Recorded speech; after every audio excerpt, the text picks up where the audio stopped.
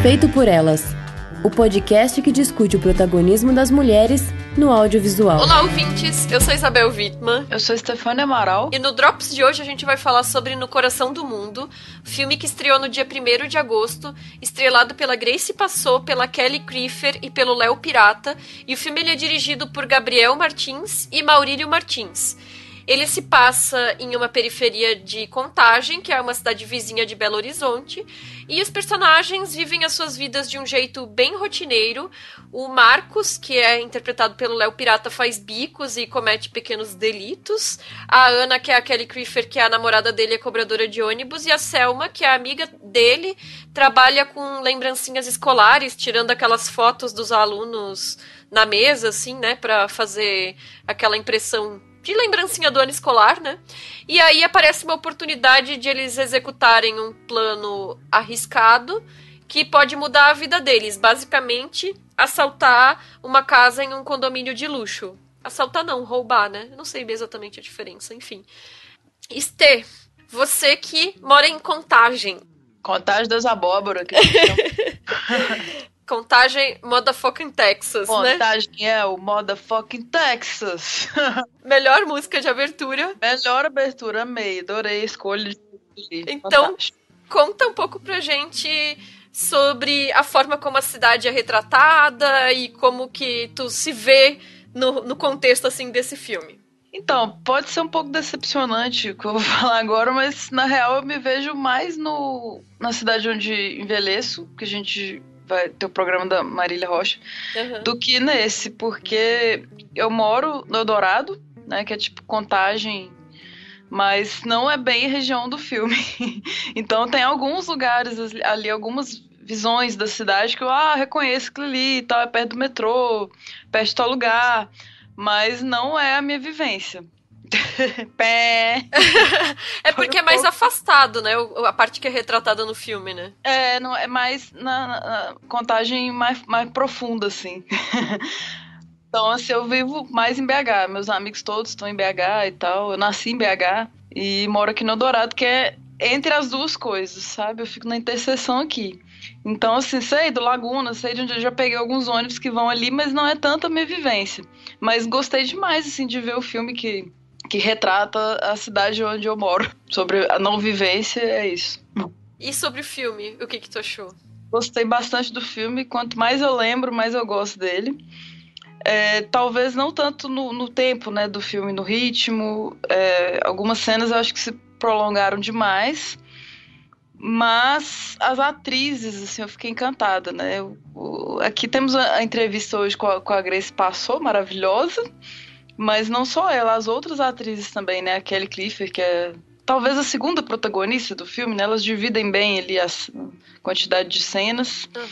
As mulheres atuando nesse filme eu gostei demais, assim, fiquei bem interessado por todos os personagens e pela trama em si mesmo, assim, achei alguns momentos de extrema adrenalina, né? Em contraste com outra pacacidade do início e tal.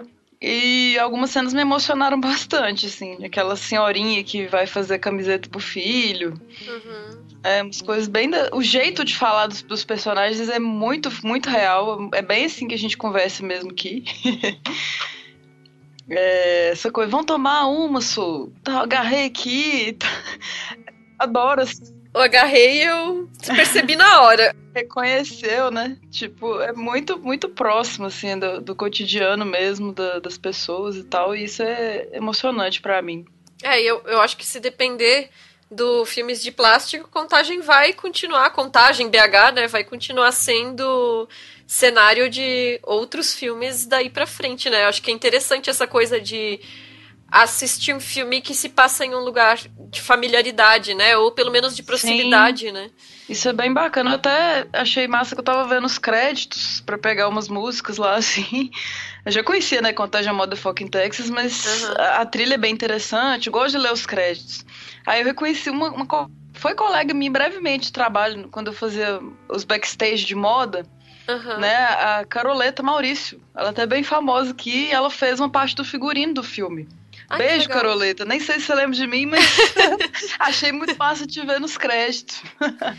E o filme, ele, na verdade, ele nasceu de 2 curtas, né, que os diretores já tinham feito, que foram mais ou menos explorados e ampliados, né, entrelaçadas essas histórias, né, e a gente consegue ver, né, que tem as histórias acontecem como se fossem tramas paralelas que vão se emaranhando, né, vai se complexificando a forma como os personagens interagem e se relacionam uns com os outros, então dá pra imaginar como isso nasceu de curtas-metragens com histórias separadas, né. Sim. E o que eu acho mais legal do filme é a virada que ele dá de mudança de gênero, assim, porque a gente assistiu há pouco tempo o Temporada, né, que também se passa em Contagem, do André Novaes, né, e aí, quando eu entrevistei a Grace Passou, eu falei justamente isso, tipo, quando esse filme começa, parece que é aquilo. É um retrato muito rotineiro, muito cotidiano daquelas vidas, daquelas pessoas que moram naquele lugar. Uhum. E aí, de repente, quando entra essa coisa do crime, da possibilidade de eles fazerem esse grande golpe, o filme tem essa virada que ele vai pro subgênero de filme de assalto, né? De assalto ao banco, né? E parte pra uma pegada mais de filme de ação, assim, né? Que eu achei super interessante, porque as expectativas quando a gente vê um filme de assalto estadunidense é tipo todo mundo com papéis extremamente controlados, cada um sabe o que vai fazer, tudo milimetricamente Sim. calculado, é 11 Homens e um Segredo, né? Só que, quando a gente pensa no contexto do Brasil, as coisas são muito mais complexas, né? Não é Hollywood. E aí a gente pensa, sei lá, são pessoas de uma periferia querendo ter uma vida melhor, não é, sei lá, o George Clooney e a almofadinha querendo ficar ainda mais milionário, sei lá. Aí tu pensa assim que o jeito que se desenrola, e a gente não vai dar spoilers aqui, é o único jeito que era possível se desenrolar dentro do nosso contexto de Brasil, né?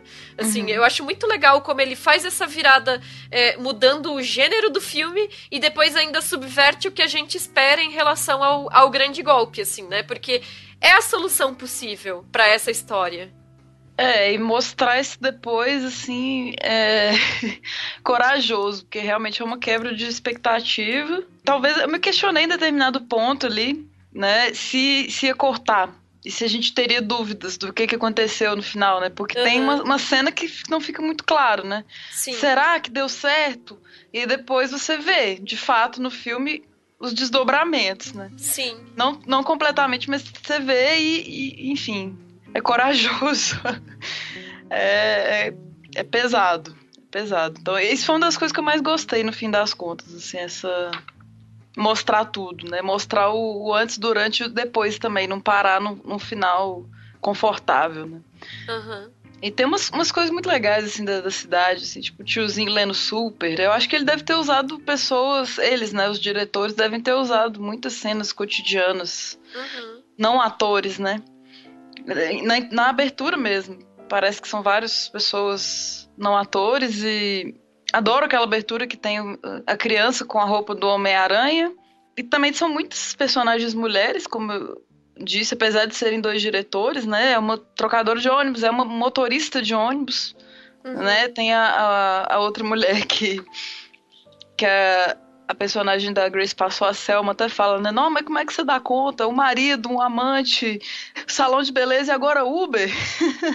Que é a Bárbara Colfer, né? Tá maravilhosa, assim, uma mulher que em determinada cena fala, né, como gosta das coisas e tal, tipo, dirige, né? Tem a metáfora do dirigir que a gente já falou aqui antes, né? Que tá bem presente nesse filme. Gosto dessa presença bem, assim, de mulheres nesse filme. Dessa linguagem realista mesmo, adoro.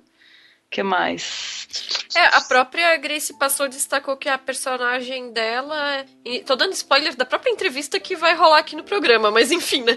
Que a personagem dela inicialmente tinha sido escrita como um homem, e houve a inversão de gênero. Em alguns personagens ela não citou quais outros, mas é interessante como foram feitas essas construções, então, né? Porque tem um embaralhamento de papéis ali, né? Da expectativa em torno dos papéis, na verdade. E essa é muito bom ser uma mulher, realmente. A personagem dela é fascinante. E além dessas atrizes, também tem a MC Carol, maravilhosa. Sim. Lacrando, assim, várias cenas que parece que aquilo é bem a MC Carol mesmo. Eu queria que ela tivesse aparecido mais até. Eu queria mais cenas também com a MC Carol, que foi foda aquilo. E assim, o cotidiano cru, né? Algumas cenas que a menina cuidadora do pai também, né? Pesado. Pesado, assim, no frontal e tal, ele trocando fralda. Então, assim, às vezes dá um osso na galinha olhar. Um osso de galinha, um osso na galinha não, um osso de galinha na garganta. Uhum. Citando aí Meu Primeiro Amor. Olhar certas cenas cotidianas, assim. Outras brincadeiras também de estilo, né? Tem uma garotinha brincando com a tartaruga, ela usa uma máscara, né, de bichinho, que é uma cena sutil, assim, se piscar o olho você não vê. Mas achei um filme bem interessante, bem montado, tudo. Espaço em Contagem, das Abóboras. MC Carol falando muito palavrão, esqueci de falar.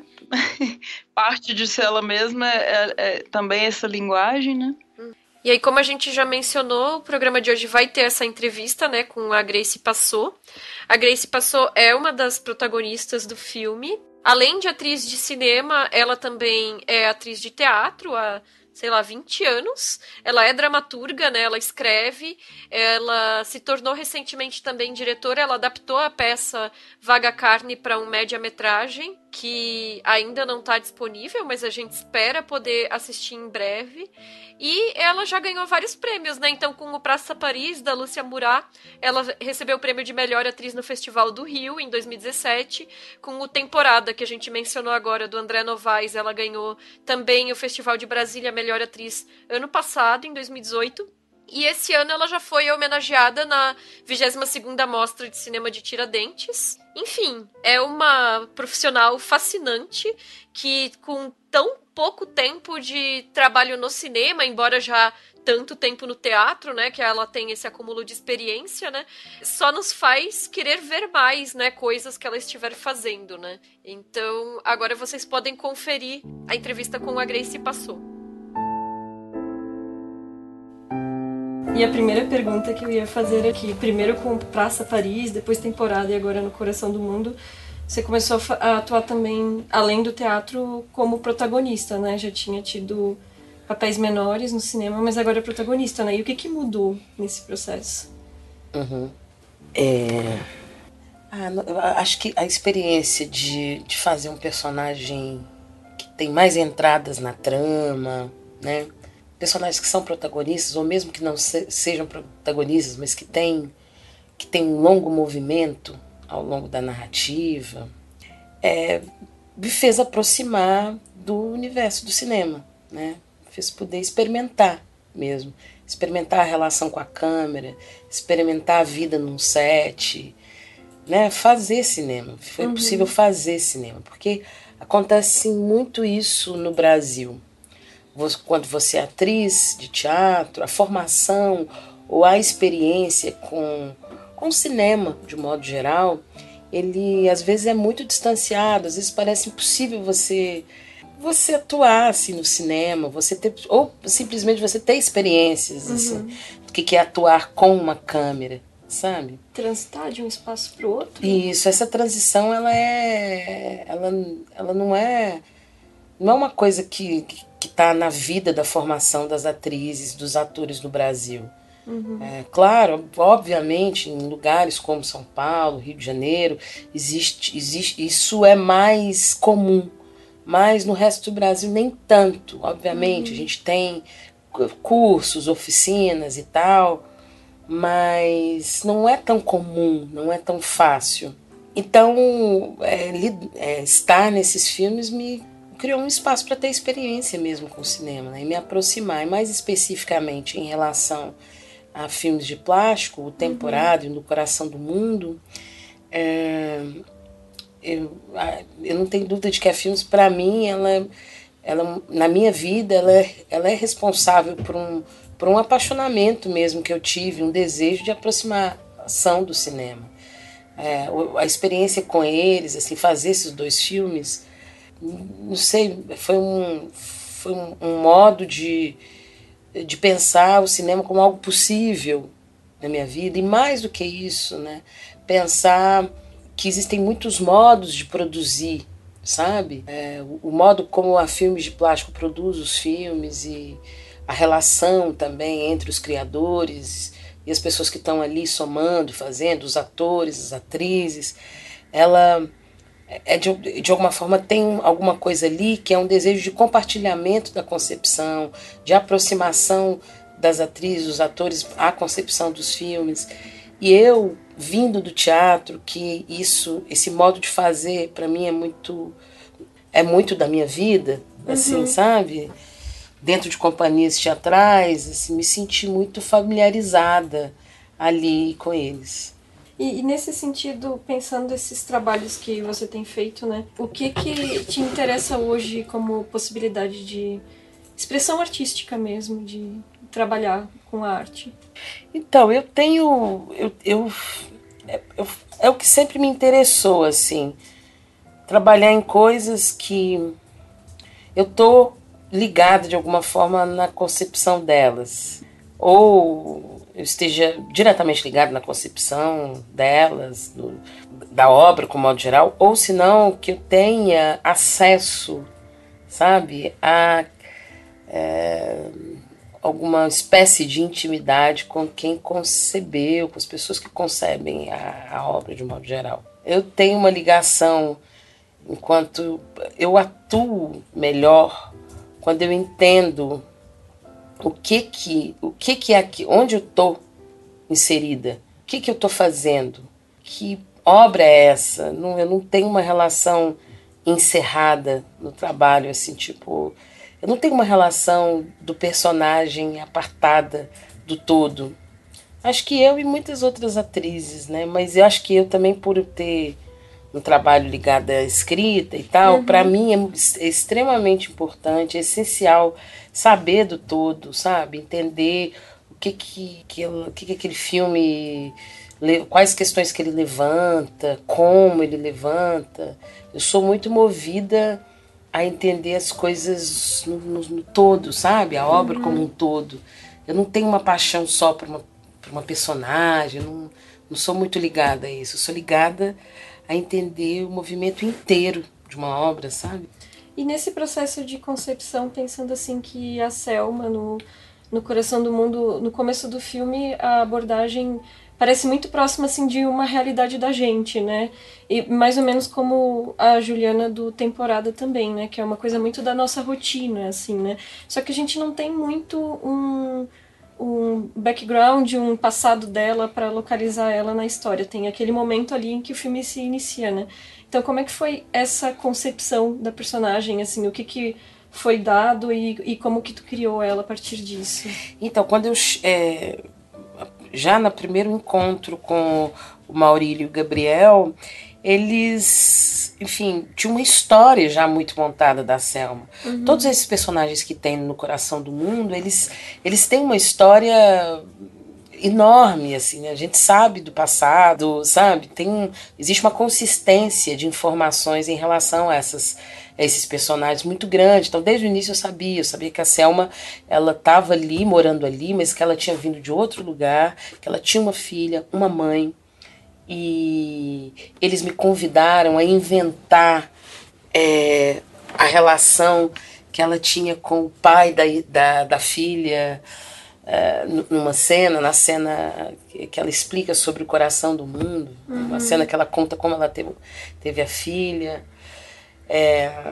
Mas eu já tinha essa história, né, como ela foi parar ali, que era uma mulher que passou por ali, mas que ela sempre estava olhando para frente, sempre querendo ir para o próximo lugar e buscar um próximo lugar e tal. As informações que eu tinha da Selma desde o início era um tesão, assim, muito prazerosas de se ouvir, porque todas elas me inspirava muita ação, né, muito movimento, né? Então, essa ideia de uma mulher que está no lugar, mas está sempre pensando para onde vai, ela é uma mulher em movimento.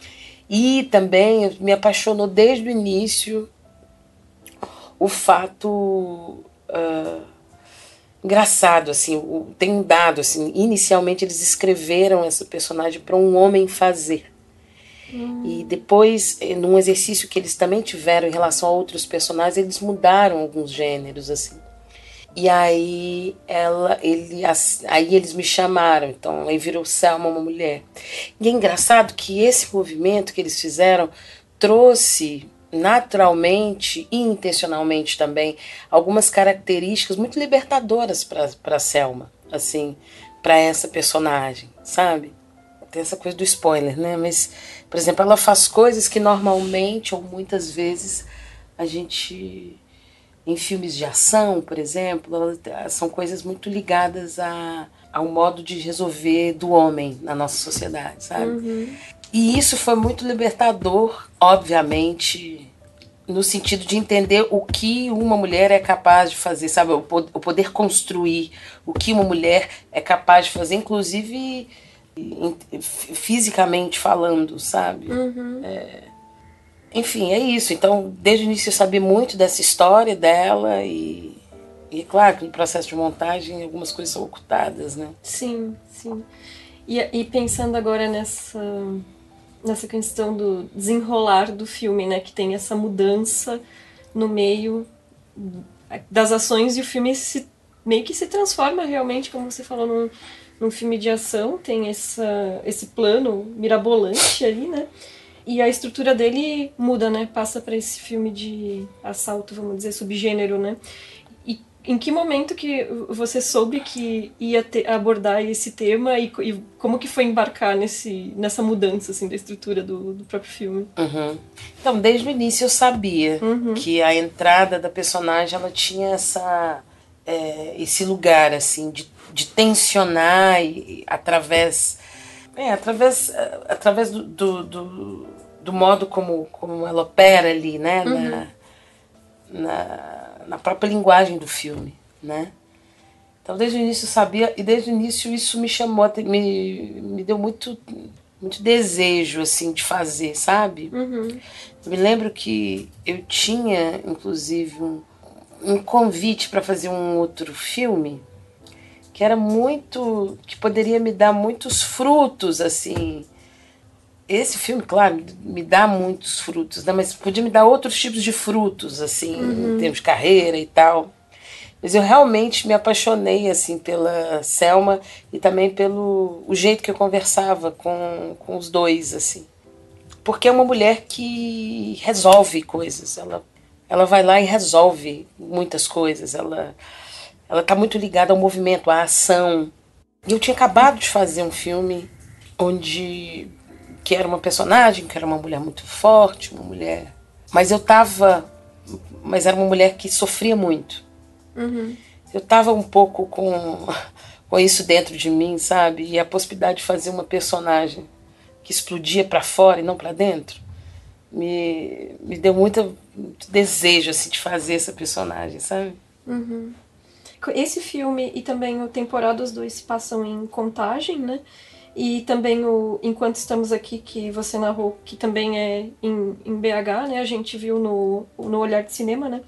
E como você também é de BH, né? Como é que agora tá fazendo o cinema nessa geografia, nessa localização da grande BH?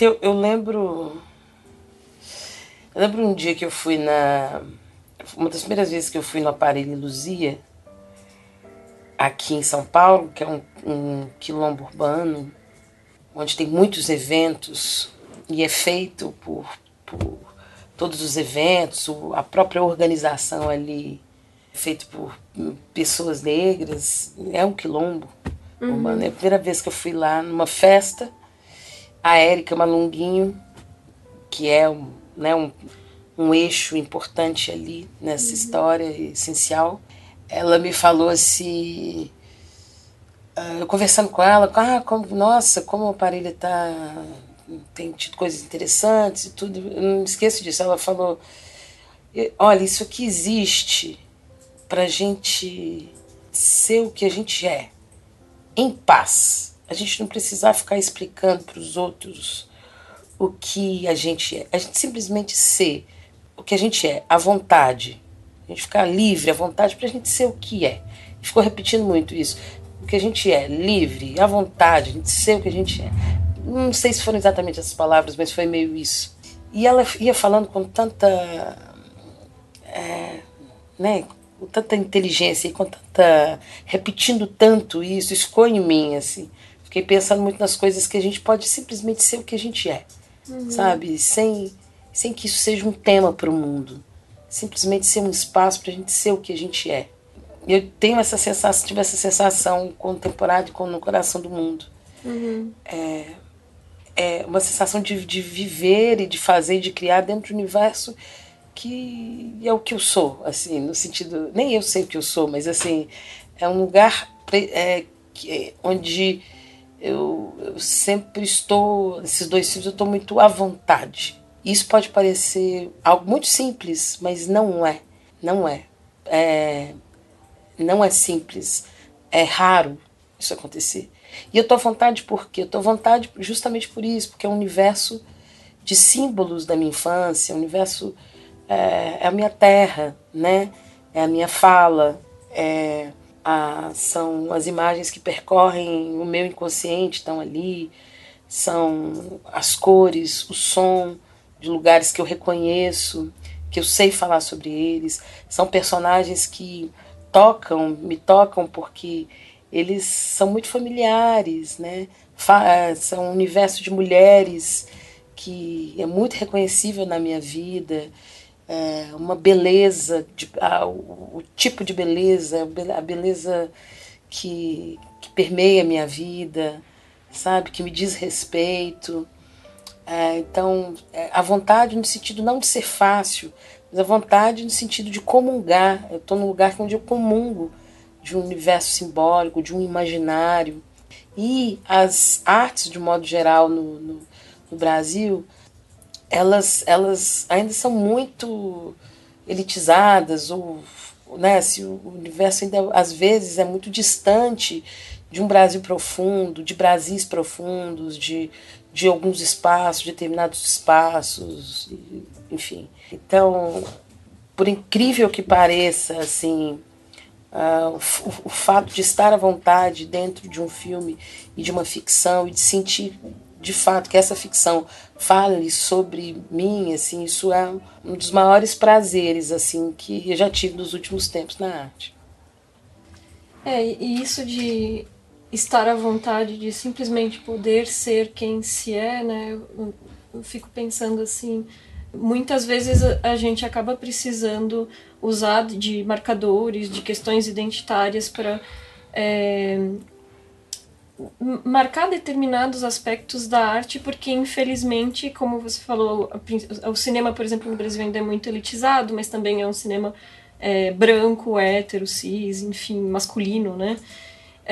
E aí às vezes a gente precisa trazer a questão do ser mulher, ou do ser uma pessoa negra, ou do ser uma pessoa LGBT, e colocar isso como algo político também nesse aspecto, claro, né? E aí, nesse sentido, qual que é a tua percepção hoje sobre os corpos, as vivências, a autoralidade das pessoas negras no cinema brasileiro hoje? Então, eu acho que tem muita coisa acontecendo, eu acho extremamente, de forma revolucionária mesmo. Essa palavra é difícil usar essa palavra, mas é porque eu acho mesmo. Eu acho que existe um cinema negro, existe um teatro negro, enfim, acontecendo no país, sabe? E eu acho que essas expressões, elas são existe uma urgência tão grande da própria sociedade brasileira, sabe? Na produção, assim, do olhar, de um olhar verdadeiramente negro, porque isso não diz só respeito a reparações, assim, a ideia de reparação, diz também, e essa ideia é essencial, a importância de que as negras e os negros estejam em mais espaços ligados diretamente, por exemplo, à concepção das obras, ou espaços de poder, né? Espaços, crie espaços reais onde seja possível que nós estejamos, mas muito mais do que isso, a própria sociedade brasileira, assim, ela de fato, ou ela encara o fato de que a história do Brasil, a ideia de Brasil, ela é muito mal contada, né, historicamente muito mal contada, né, existe uma falácia sobre o que significa a nossa sociedade tão grande. Então ela encara determinadas questões de frente, sabe? sobre o que é esse Brasil, o tamanho desse Brasil, a diversidade desse Brasil, sabe? Sobre o que e em relação especificamente à negritude, sobre o fato desse país ser negro e, ao mesmo tempo, viver até hoje de um certo, né, um certo ideal referencial maior de que a prosperidade está numa referência de sociedade europeia e de um Brasil que, né, mentiu e mente para si mesmo há muito tempo. E, sei lá, há pouquíssimos anos a gente consegue ler por aí as pessoas falando que o Brasil é racista. Imagina que isso tem uma certa naturalidade, mais ou menos, né? Agora, né? Então, essa produção negra, de um modo geral, ela é essencial para o Brasil que quer encarar as suas questões verdadeiras, a relação com a sua memória, com o seu passado, com a sua história. Não há como seguir adiante, construir ideias de democracia, né, de igualdade social, enfim, de qualquer ideia ligada à prosperidade humanitária, sem que a gente lide verdadeiramente e frontalmente com a nossa história. E a nossa história, ela é mal contada, ela é uma fake news há 1000 anos. Se a gente vê exemplos desde exemplos mais comuns, né? Assim, eu tenho 39 anos, nos meus livros estava escrito descoberta do Brasil. É de um nível tão patético, né? De olhar para a nossa sociedade, para o nosso Brasil tão grande. Então, assim, realmente, se a gente quiser confrontar e realmente olhar verdadeiramente para essa história, a gente precisa olhar para nós mesmos, para a nossa história e tal. E, de fato, a produção negra, de modo geral, nas artes, ela tem essa potência de reconfigurar olhares, né? De reconfigurar olhares, de reinaugurar modos de estar, de se ver, né? Modos dessa sociedade se ver. Então é por isso, nesse sentido, que eu acho revolucionário o cinema negro que vem pulsando na nossa sociedade, assim como o teatro negro, porque ele tem essa potência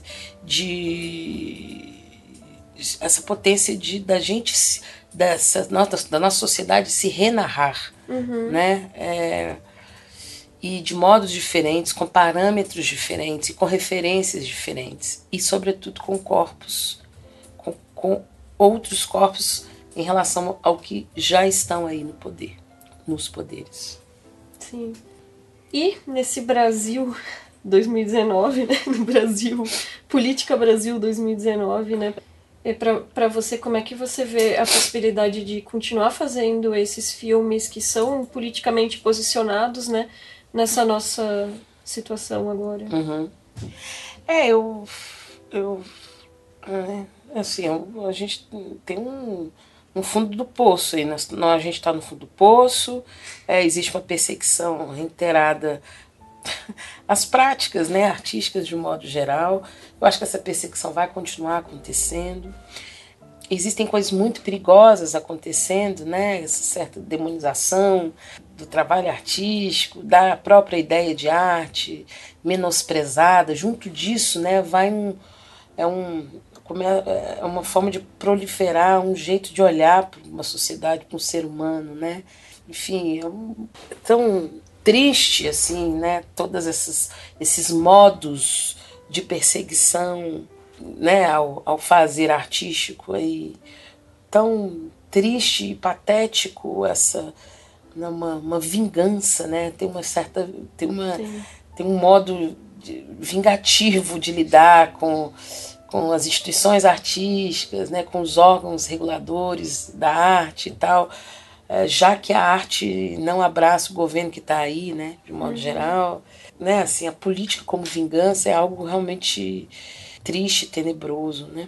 Então, é isso, assim, acho que não há outra possibilidade senão uma resistência. Eu acho que existe uma necessidade muito profunda dos artistas de modo geral, falar sobre arte, sabe? Sobre os valores, a necessidade inquestionável de uma sociedade, numa sociedade, né?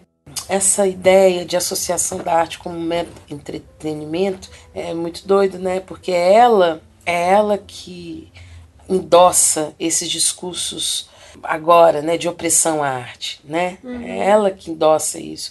A arte não é só entretenimento. Entretenimento é extremamente importante numa sociedade, é essencial, mas ela não é só isso. Ela é um lugar de conhecimento, né? É um lugar de humanização, é um lugar insubstituível, né? E eu acho que a gente tem muita coisa para fazer, assim. Mas muitas coisas acontecem que é interessante a gente observar, né? Por exemplo, mesmo determinados setores ou grupos sociais que já estão historicamente à margem na produção artística brasileira, que mesmo antes de tudo que está aí, tudo que está dado aí pra gente, né, tudo que vem pós-Dilma, mesmo tudo que as políticas dos governos da Lula e Dilma fizeram e impulsionaram no setor da arte, mesmo esse impulsionamento que é nítido, é notório, mesmo assim sempre existiu, né, lugares marginalizados na arte, né, do Brasil, né, lugares com menos recursos, né, lugares fora do Sudeste, onde sempre foi mais difícil produzir cinema, teatro.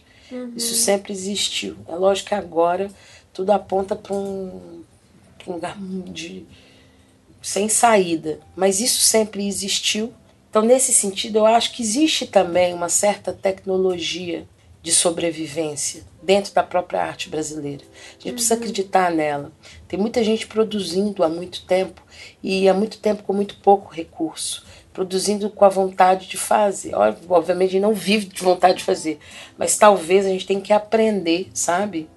Um pouco com quem faz com muito pouco há muito tempo e tentar encontrar modos de resistência também com isso, sabe? Porque deixar de produzir, a gente não vai deixar de produzir.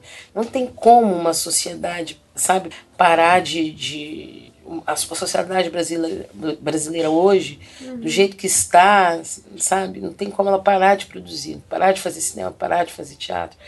Eu acho que vai ficar cada vez mais difícil, humanamente, produtivamente, difícil, quase impossível fazer. Mas a gente vai continuar a fazer, né? A gente vai ter que continuar a fazer, a gente vai ter que aprender modos de resistência mesmo, né? O que está aí. Até a gente conseguir mudar o que está aí, né? Necessário. Para finalizar, como o nosso projeto é sobre mulheres no cinema, né? Eu queria te perguntar se tem alguma diretora ou alguma outra atriz em específico com quem você gostaria de trabalhar em algum projeto futuro. Ai, tem um monte. Nossa, tem muitos. Tem muita gente. Muita gente. Vou começar pelo Coração do Mundo, assim, tem muita... Todo mundo que tá ali, assim, eu sou muito... tenho muita admiração. E tem uma atriz no Coração do Mundo que é a Gláucia Van der Velde, que para mim é uma das grandes atrizes do Brasil. Eu vejo ela no teatro há muito tempo, vejo também em filmes. Sou muito... admiro muito assim, o jeito como ela atua. A Kelly Clifford também, que faz No Coração do Mundo. Uma grande atriz. As pessoas que eu admiro profundamente, quero muito trabalhar com elas, não tenho dúvida, assim. Enfim, tem tantas pessoas, tem a Bárbara também. Estou falando do pessoal do No Coração do Mundo porque eu assisti o filme ontem. E não encontrava com elas há um tempo e fiquei muito comovida assim, com a atuação delas e fiquei justamente com isso, com vontade de trabalhar mais ainda com elas, né? Encontrá-las em outros filmes. É o tipo de pergunta que eu vou chegar em casa e falar, putz, grilo, falei tal pessoa. Poderia ter lembrado. Poderia ter lembrado de tal pessoa. Eu quero trabalhar com muita gente. E fico muito feliz onde eu estou, assim, também com quem eu já estou trabalhando. Estou super feliz, assim, muito feliz, assim. É isso. Obrigada. Obrigada a você. Bom, gente, espero que vocês tenham gostado da entrevista. O filme No Coração do Mundo estreou no dia 1º de agosto. Verifique se ele entrou em cartaz na sua cidade. Qualquer comentário ou sugestão, manda um e-mail para contato@feitoporelas.com.br ou deixa um comentário no nosso SoundCloud ou no nosso site feitoporelas.com.br. Obrigada pela audiência, pelo apoio e até a próxima. Valeu, pessoal. Contagem é o motherfucking Texas.